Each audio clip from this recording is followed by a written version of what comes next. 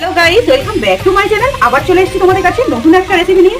শিমুল ট্যাংরা আলু দিয়ে খুব কম উপকরণ দিয়ে কিভাবে বানাই তোমরা দেখতে থাকো। তো হলুদ লবণ দিয়ে মাছটা মাখিয়ে নিয়েছি, কড়াইতে তেল গরম করতে দিয়েছি। এই তেলের মধ্যে আমি মাছগুলো ছেড়ে দেবো একটা একটা করে।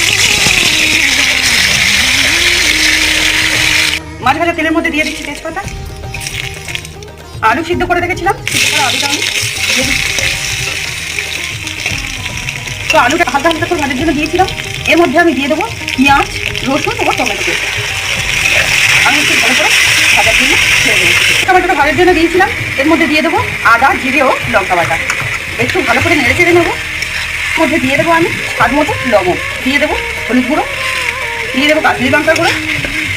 সব দিয়ে খুব ভালো করে আমি কষিয়ে নেবো। মশলাটা খুব ভালোভাবে কষানো হয়ে গিয়েছে।